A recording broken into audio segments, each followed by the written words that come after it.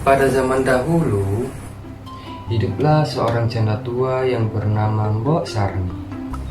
Mbok Sarni hidup seorang diri. Dia tidak memiliki seorang anak. Suatu hari, Mbok Sarni pergi ke hutan untuk mencari kayu bakar.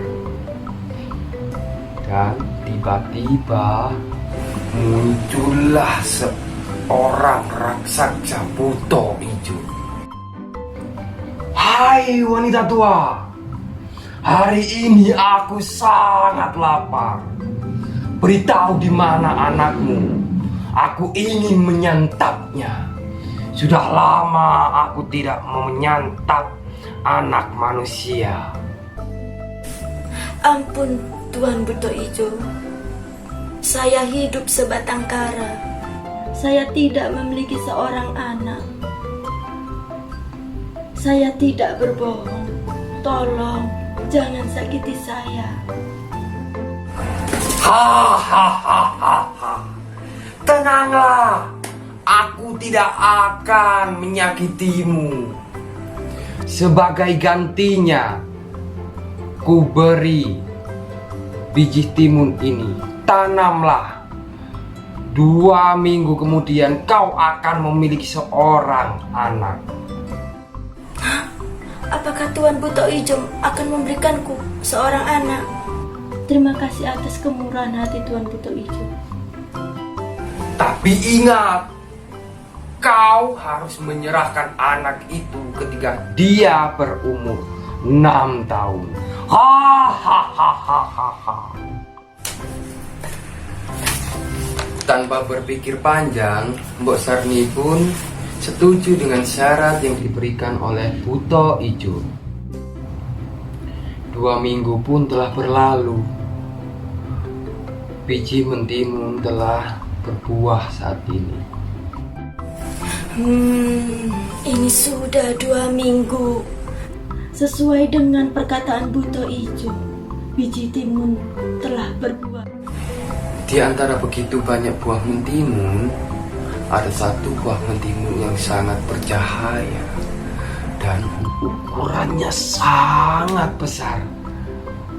Mbok Sarni pun mengambil buah itu dan dibawanya ke dalam rumah.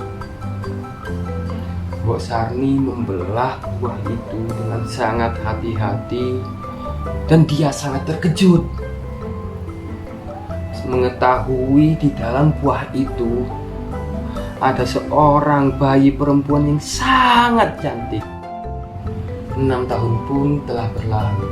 Sekarang bayi perempuan itu telah tumbuh menjadi gadis kecil yang cantik dan ceria.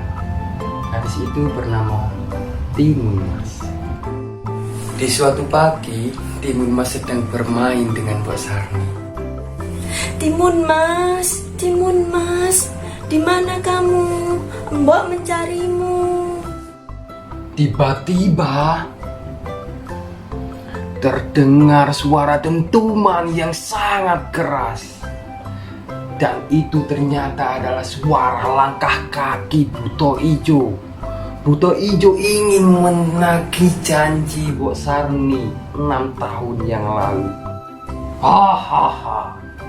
Sudah 6 tahun berlalu. Aku datang untuk menagih janjimu, Mbok Sarni.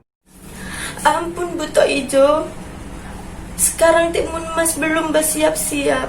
Datanglah besok, aku akan menyerahkan Timun Mas kepadamu. Mbok Sarni pun meminta Buto Ijo untuk datang lagi keesokan harinya.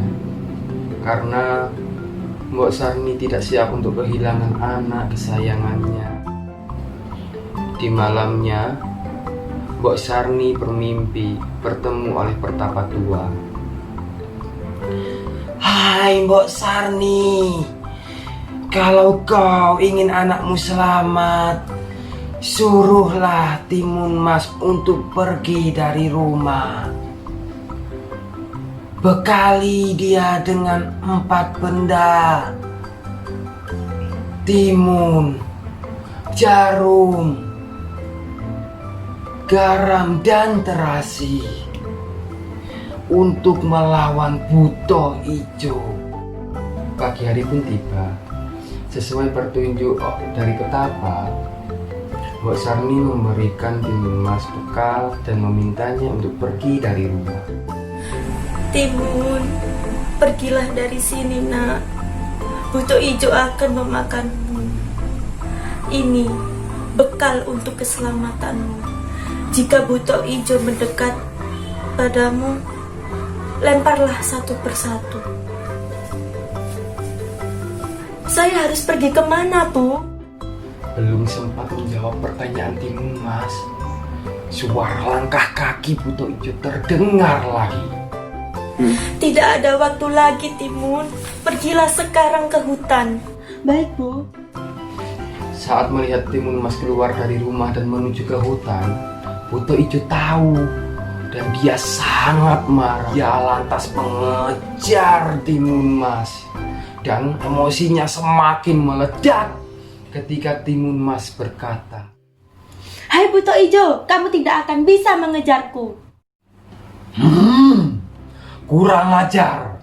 Kalau kau tertangkap, akan kumakan kau, Timun Mas.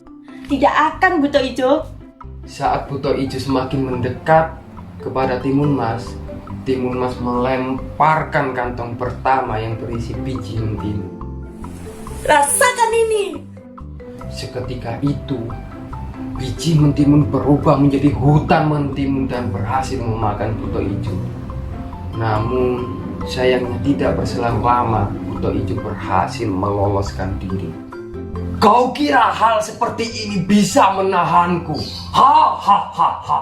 Beberapa saat kemudian, buto ijo pun kembali berhasil mengejar Timun Mas.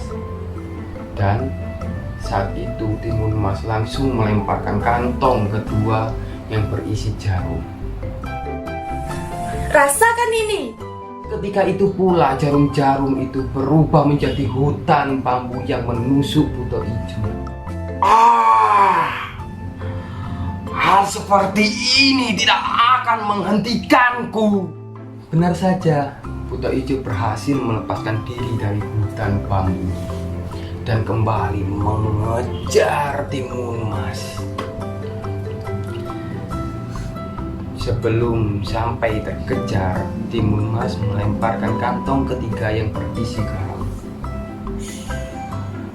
Sontak kantong itu berubah menjadi lautan dan menenggelamkan buto ijo. Belum sempat menyelamatkan diri, Timun Mas melemparkan kembali kantong terakhir yang berisi terasi. Sontak lautan pun berubah menjadi lahar yang sangat panas. Dan sejak saat itu, buto ijo telah hilang untuk selama-lamanya. Timun Mas pun kembali pulang dan berkata, Ibu, Timun sudah pulang. Timun berhasil mengalahkan buto ijo. Syukurlah nak, kamu memang anakku yang terhebat. Sejak saat itu, Timun Mas dan Mbok Sarni hidup bahagia untuk selamanya.